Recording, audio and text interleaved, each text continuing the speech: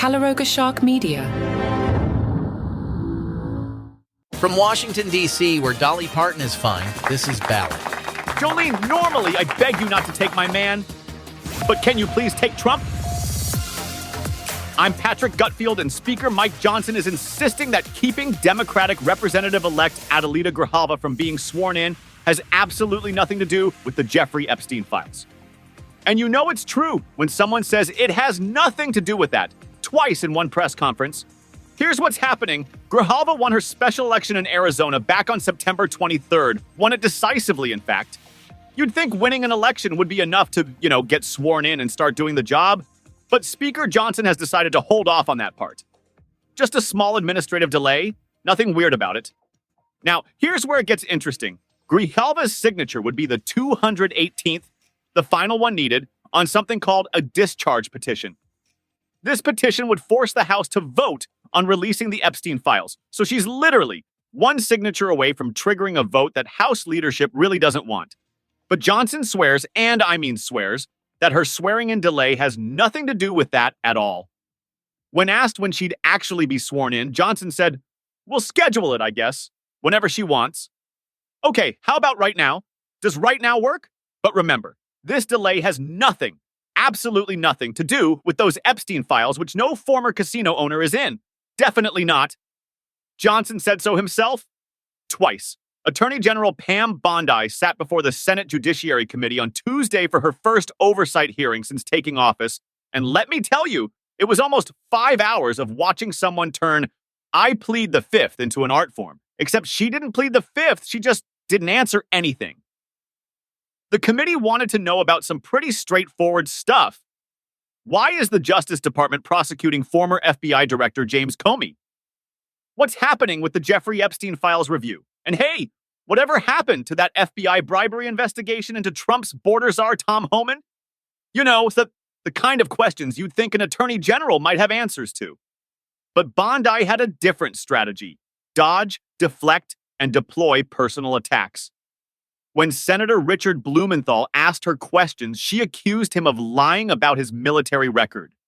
When Senator Mazie Hirono pressed her, Bondi insinuated she supported Antifa. It was like watching someone play congressional hearing bingo, except instead of calling out numbers, she was calling out senators' entire careers.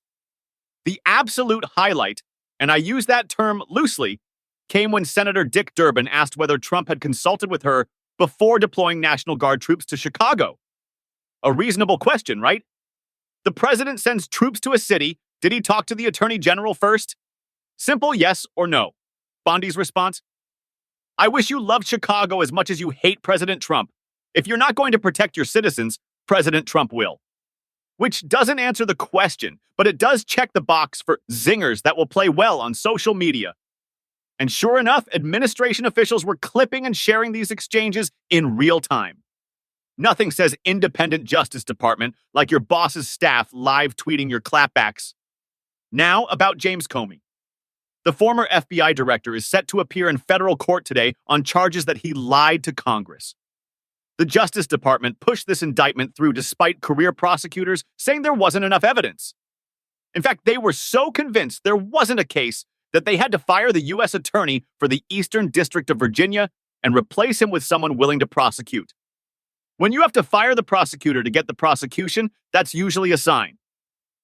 Senator Amy Klobuchar asked Bondi about a Trump social media post from days before Comey's indictment, a post where Trump urged the Justice Department to move quickly against Comey.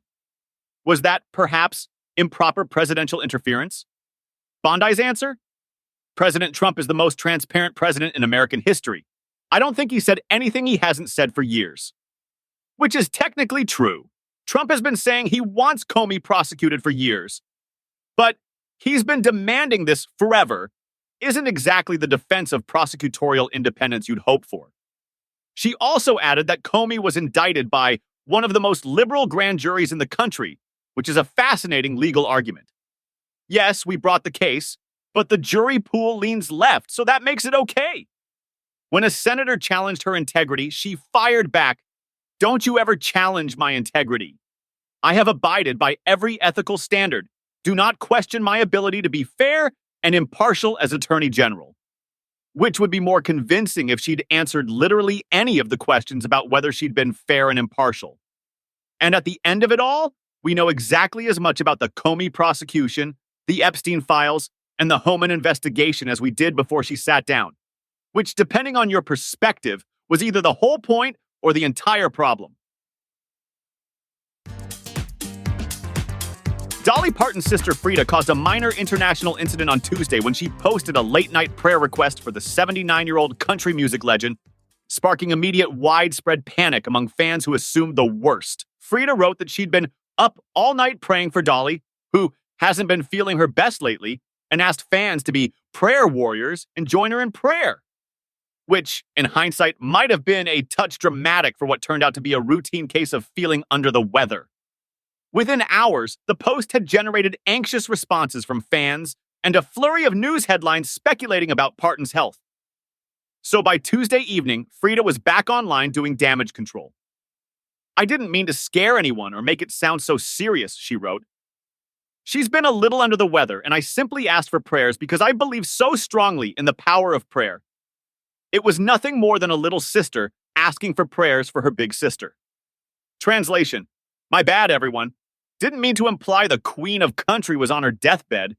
Just wanted some good vibes." To be fair, fans have been on edge since Parton postponed her December Las Vegas performances until September 2026 due to unspecified health challenges requiring a few procedures.